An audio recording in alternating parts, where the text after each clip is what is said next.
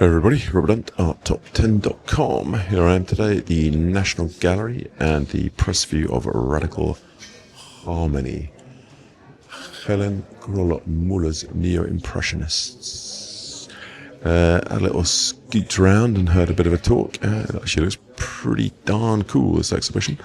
So let's mooch inside and see what happens. So essentially, at the 8th and final Impressionist exhibition in Paris, a new generation of artists led by Georges Seurat launched a radical reassessment of Impressionist painting. To maximise the luminosity of their pictures, they used dots of pure colour.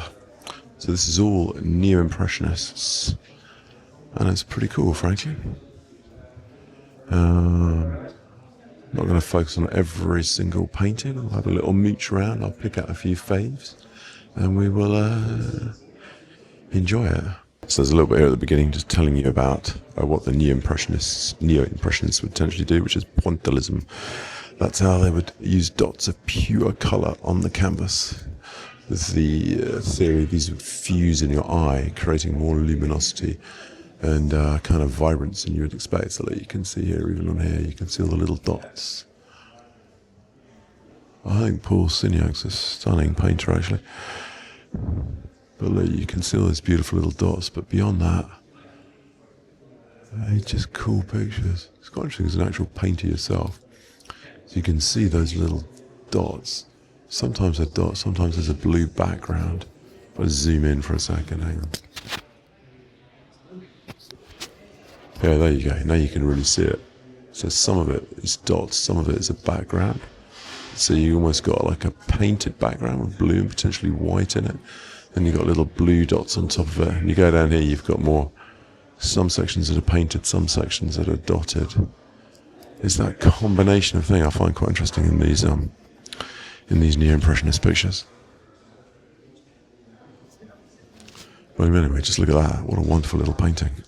Absolutely stunning. And you get, what I love also about these Neo-Impressionists, you get really nice dark colours. Look at those dark boats in the corner. They've got a real sort of depth of colour to them.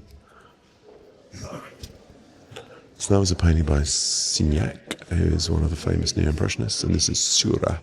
Seurat is probably the most famous Neo-Impressionist, although personally I actually think Signac's better. He's even gone more dotty on this one. You can see, can't you? You can see the real dots. Let's zoom in for a moment. Here you can see all that crazy dottiness going on there. Actually, it's quite fascinating zooming on there, I find, because you can really see it. Let's zoom in a bit more. Okay, there you go. Just broken up the image a bit, but you can see all those little dots. Anyway, that's the plan, to make all these crazy little paintings with dots so they get as much luminosity as you could possibly wish for. And I do think it does result in amazing paintings. Right, let's have a little glimpse around the other things in this room. Oh, these are Signac again. Fascinating. Theo Risselberg, I don't know so much about that guy. And back to Seurat. And there's one more in the corner. Okay, so they're all sort of beach scenes. This one is Pissarro. Interesting. So they just got a little throwback to kind of classic Impressionism, because Pissarro was sort of a classic Impressionist. So I suppose this is trying to show you how Pissarro was pretty much almost doing the same thing. As you can see, he's got a kind of what, more like a brush mark than a dotted. But you can see there in those trees, it's lots of little flicky licks of paint, but I guess his paint is still mixed. Where I think the Neo-Impressionists, the idea was more to use pure paint on the canvas and let it mix or fuse in your eye. And yeah, just a quick chit chat here about Helene Kröller-Müller. She was basically took a course in art appreciation and got into collecting art. So this is all her collection, basically. So by the time she'd finished her collecting, she had 11,500 works, including 90 paintings by Van Gogh, as far as I can see. Quite extraordinary. Quite extraordinary. Well, let's mooch on See what else we find. This is a second room called Radical Politics, as you can see behind me. Scrunching, this is about the political background to the Neo-Impressionist work, which I knew nothing about. They all seem to be anarchist communists. He championed working people's rights, dignity and rest, supported the ideal of harmony and autonomy. Intriguing. I didn't know it had a sort of political edge to it, which is quite interesting. His compassionate attitude to ordinary working people. Intriguing. Right, let's have a little look at the paintings in here.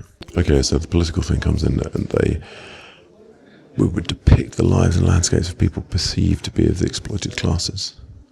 So I guess like this is a pretty good one. Paul Signac. Oh, Signac has included himself on the left in this anarchist Arcadia, in which ordinary people enjoy rest, social harmony, the bounties of nature, and the idyllic setting of the Mediterranean coast. Huh. Intriguing. I didn't know there was a political element to it, which is interesting. Right, I'll just mooch on past some of them. I don't want to. Sometimes the galleries get a bit stressed if I film literally every single picture. Some of these, like this one over here, there's a kind of Van Gogh-y vibe to it. And that one does as well, so it's quite interesting. Mooch over here. Justice in sociology, harmony in art, same thing. Interesting. Oh, that is a Van Gogh painting here. Interesting. It's funny how you put that in here in the Neo-Impressionist, and it feels a bit Neo-Impressionist with those little blobs of paint. Interesting. So, and then you've got here these ones which are all still having the same political message. Quite intriguing. More like painting, like as an actual painting, as if I'm over here actually. Factories on the Thames, that's it. Factories on the Thames in London, quite intriguing. That's rather beautiful. It's quite interesting. George Lemon. Actually, if you look at that close up, you can see you've got quite a lot of space of the bare canvas between the dots. I always find it interesting looking at these things in real life, because you'd have thought the Impressionists might neurotically fill every mini section of the canvas, but actually quite loosely painted with quite large patches of bare canvas on them. I must find that quite interesting when you come to see exhibitions, that you really, really do get a sense of the looseness. And so much art these days seems so brutally, heavily painted, but these things are still light. Okay, room 3. So despite the traditional expectation of portrait should capture a specific lightness, lay at odds with the Neo-Impressionist pencil that the harmony in art should be achieved through a general distillation of form. Yes, I suppose that's quite important. Harmony in art should be achieved through a general distillation of form. That seems to be the vibe behind all the pictures. Anyway, they still did some portraits, especially this person, Theo van Rijsselberg. That's his name. I think he sort of said he did portraits primarily of wealthy, progressively minded supporters of the new art. It's quite intriguing. No, not bad at all, but I've got to say, what I find fascinating about the reading of these two paintings by Jan Troop, these are absolutely stunning. I think really beautifully made.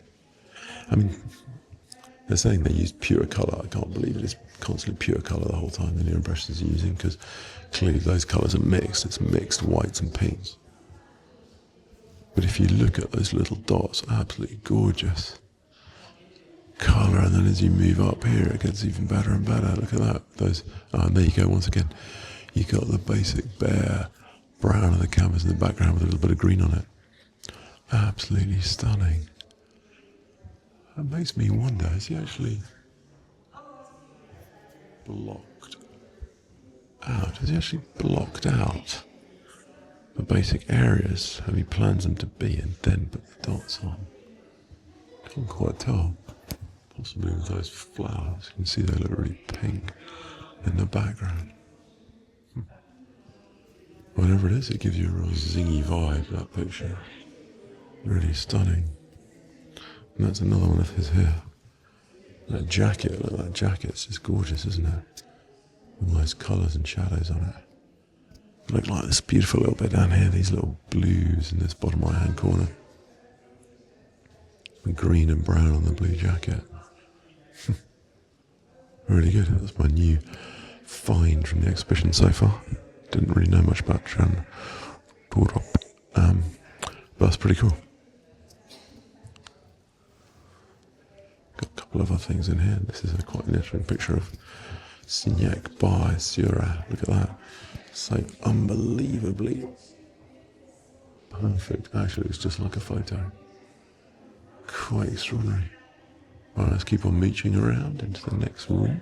Okay, so this is room 4 with Seurat's Chahut, which I think is French, I'm guessing, for can-can, like the risque dance of the time. This is the biggie mega picture in the exhibition, basically.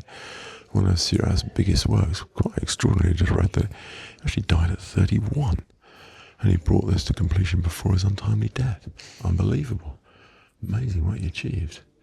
I've got to say, it's not actually one of my favourite things here by a long way.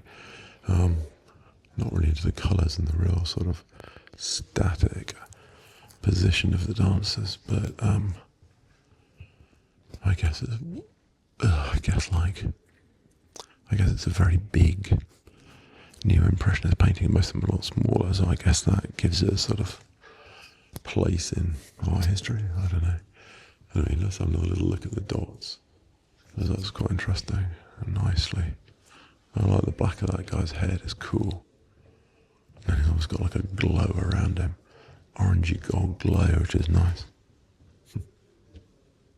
That's good. Nice. Tree is going to move back without crushing anybody. But yeah, intriguing painting. It's growing on me a bit. But I don't think it quite has the luminosity of some of the others. But there are some rather beautiful little pictures in here as well. Almost like better. This Seurat. Look at some of these small ones. If you haven't seen these small Seurats before, these are cracking. Much more loosely painted. This with a hint of the dots. And then this one over here, that the guy doing the talk beforehand spoke about. Absolutely fascinating what he said about this one. There's a small version, but it's beautifully painted, of a bigger one, which is in the Barnes Foundation, Philadelphia. But as he says, you've got the 3 models who are almost, I think they're taken almost out of classical paintings and put in here, but also at the same time you've got the one on the left undressing, the one in the centre posing, the one on the right is redressing, and getting dressed again. So you've almost got like a destruction of time. I always love it when paintings destroy time. One of the things they do quite effectively, because suddenly you've got 3 different times in one picture. I love it when paintings bend space and time. I got these quite nice little drawings over there as well. And then the other thing the guy on the talk said, which was rather good. Helene Pissarro. That's a picture by Pissarro's son. Quite interesting. I'm sure I've never seen anything by him before. Interesting. Anyway. Right, this bullfight by Henri-Edmond Cross. But I think what's quite, as the guy giving the talk said, it's quite neat that the dots, because you're right back in one side of this bullfight here. But if you look at the people in the other side of the bullfight, on the far side, the people on the far side have just turned into pointillism dots. Pretty cool, huh? I like that. Right, let's keep moving. See what happens in the next room. Okay, so this is room 5, the silent picture.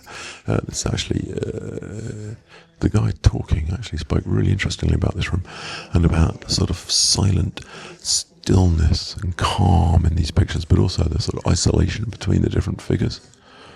Like the dad's over there on his own, as is the, that must be like a maid bringing in a newspaper, and I guess the wife. But that was rather good. It gives a rather sort of, intriguing sense of a sort of isolation. And here, these are more isolated, these two. She's looking out of the window, he's digging the fire. Potentially he was saying there's some sort of story about, he's trying to dig the embers of their relationship back to life again. But, don't know about that. But then you've got the same thing here. You've got, once again, this sort of group which is slightly isolated within itself as well. Plus all the women's heads are hidden from the left.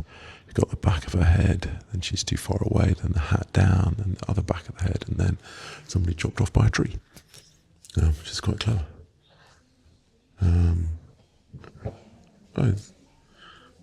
That's quite a nice study as well. I quite like these looser Neo-Impressionist paintings. That's more like a Van Gogh in a way. And you got these drawings.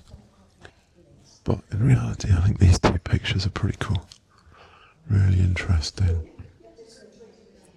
Really interesting how you have that sort of division of the people within them. Really fascinating. They have also got, like they say, a kind of stillness to them, a sort of meditative quality. Quite fascinating, actually. Really good. Beautiful, beautiful pictures. And you got that cat. Oh, and I did film a little bit of the guy chatting about them, so I'll pop that in now. Sort of poking, and it sort of almost like, again, acts as a sort of symbol of what this totally dysfunctional relationship must be like. But then, it's a work that is all about these curves and the real, look how the cat's fur and the curve of its tail is sort of echoed in the carpet. Just compare the two jackets, which are actually painted in the same sort of colors, but of how differently he treats the folds. I mean, here is a sort of much more lyrical, much more sort of seamless. He's coming into his own Signac in this picture, I think, which is in comparison to Seurat, an artist that is more lyrical, more painterly, even more higher hued colors. And, not to say it's not better, it's not worse, it's just a different sense of aesthetics, really, that you see manifesting itself in this picture in the most wonderful way.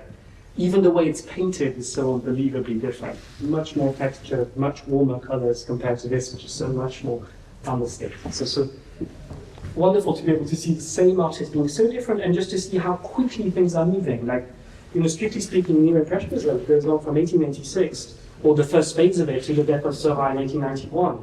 So it's 5 years. And to see how much evolution there is in what these young artists are trying to do. Also, when he was talking about this one, he talked about this brandy bottle. You've got the lovely orange of the bottle, and then you've got that warm shadow. That's quite an interesting thing, actually. I'm just going to zoom in on it. There's kind of quite a lot of warmth in these paintings. Warmth and coolness. But the darker colours sometimes come out so rich. Maybe that's one of the things. Look at the dark colour of her dress. It's so rich. The dark colour of the background. And then that little wiggle on his arm. That wiggle line is beautiful, isn't it? This is a really good one, actually. It all just sort of appears out of nowhere. All those little dots. But it's not all dots again, like that window's not just dots. There's a fluidity of not just making it dots. It's almost like dots where it's needed and not where they aren't. It's really abstract in that way, because if you look at those arms of the woman, they're like abstract things. And the top's an abstract thing in itself. It's almost just like shapes of colour that happen to be humans. That's a really good painting. I like it a lot. It's okay, room 6, light and spirituality. Oops, sorry, I said it the wrong way. There it is, light and spirituality. Going back to how Helene Kröller-Müller had art lessons before she became a collector. It's quite interesting. So, when she did one of her first museum, when it opened, she was delighted by the contrast of her Van Goghs, dramatic and heavy, and the light, delicate, spiritual qualities of her Neo-Impressionist paintings. She believed, as did many of the artists in this room, that it was art's duty to extract a deeper spiritual significance from the world of appearances. That is very good, and she hoped the public would be moved by these pictures' sense of peace. Let's have a quick look at them. Yes, oh, that's pretty good actually, isn't it? Theo van Rysselberg. That's got a sense of peace. No, just to let you know, if you haven't caught the first tour, the second tour is just about to start in our foyer. It's got a rather beautiful little vibe there, hasn't it? Huh. Quite impressed with these actually. These are quite stunning. Look at that. That's a beach. Looks like a desert. Oh man, but look at the sea glistening. Look at that sea at the top. A sort of burst of light, which is little dots of white paint. Oh man, look above that. I got a beautiful hint of pink. Oh, it's stunning. Tempted to go home and do some paints a bit like this. I love these things. It's Patrick Heron often did those dots, but the dots were always a bit, well, not quite dots, but he was using those Japanese brushes to create those large paintings, but he didn't go for that kind of Neo-Impressionism dot pointillism thing. Probably thought it was too easy to repeat. This is a really cool painting as well. Paintings in this room are superb. Look at that. That's mystical and gorgeous. Look at the sort of glowing vibe on that tree. It's really stunning. Stunning. And I would say that again, these are all pretty much painted in the background and then the dots go on afterwards. What interesting. Drawings. And these are two. Oh wow, these are pretty cool as well. Kind of landscapes with dots. But my fave in this room is this one here. Twilight. Oh, this is a really cool painting. Look at that. Gorgeous. Almost completely abstract in its lines, but for the figure. Interesting. Would it be better or worse if it was purely abstract? That hint of reality is quite nice in it, isn't it? And this one, but Anna Boch is pretty cool as well. I like that evening. But I think this one's a really good painting. This room's surprisingly good, actually. Possibly one of my favourite rooms so far. Okay, so this is the last room, 7, Radical Landscape. About how Neo-Impressionists just spent summer months painting nature, often by the sea. But this seemed to allow them to move into a bit more of an abstract kind of vibe. So these are some of the pictures in here. These ones don't look too abstract, I wouldn't say yet, but I think as it moves on, they become a bit more, I mean, this one is more abstract. Look at that beautiful kind of yellow dots at the bottom. Absolutely stunning, those blue and yellow, but it's amazing. Look at that, really cool. Oh, that was John Toorop, the one I like from the other room. Pretty cool. This is another John Toorop, or Jan Toorop. So this one they're saying is almost completely abstract, which fair enough it is. It is just lines with a person in it. Interesting, isn't it? You can see how it paved the way for abstraction, but does abstraction, does it get better or worse when you leave the people out? Look at that beautiful bit there, those greens spotted around. You can see the background of the canvas is lightly painted before he puts the dots on. But again, it's still quite loosely painted. It's not neurotically filling every little bit with a dot. There is space in between them. I think these are the sort of final fanfare of pictures of the exhibition here. You got this Signac. Honestly, Signac is still kind of like my fave of the whole thing, really. I don't know why I like Signac more than Seurat, but this Seurat is stunning. She's just got that real kind of, what is, I guess, an evening vibe. But I mean, it's absolutely beautiful, isn't it? You got those classic things in, like those big, dark anchors, that big, dark light. The whole thing, weirdly enough, just noticed, like a blue pointillism frame to the picture itself. It's a bit weird. But it's like you're forced to stay in the centre of that picture with the anchors and the post. They force you back into that sort of mystical centre of it. It's absolutely beautiful, that painting. Just those beautiful, beautiful colours. Look at that, man, look at that. There's loads of different little colours in there. Whole thing's absolutely bursting with tiny little beautiful flecks of paint. You can see the brushstrokes in them. Interesting. I think it is interesting you can see the brushstrokes in it. It's not devoid of the hand. The hand is still quite heavily involved. And I think that in the talk they were saying these are becoming more and more abstract as you go on. And especially this one is even more abstract, really, isn't it? That's a pretty freaky painting, actually, with those weird shadows that seem to be the wrong colour. Interesting. This is another pretty cool room. This exhibition is full of loads of cool pictures. Right, let's give it a little roundup. Okay, so, frankly, I think this exhibition is absolutely fantastic, completely stunning. Some of the best paintings I've seen for absolutely ages. Standout things, well, just all of it, the colour, the beauty, the dots. I love Signac, I think he's an amazing painter. But more than that, I've got to say, I'm still really impressed. The looseness. You might think Neo-Impressionists were tight painters, but no, it's quite loose. There's space between the dots. It's not all crammed together. It's not all tortured. It's not all neurotically painted with misery like you get feeling a lot of paintings are today. It's just quite light and beautiful. Stunning. Especially if you're a painter, I think you really get a vibe of just how beautiful all these things are and how amazing they are. So I would definitely come and see this exhibition. Auf Wiedersehen, bye bye. Don't forget to like and subscribe.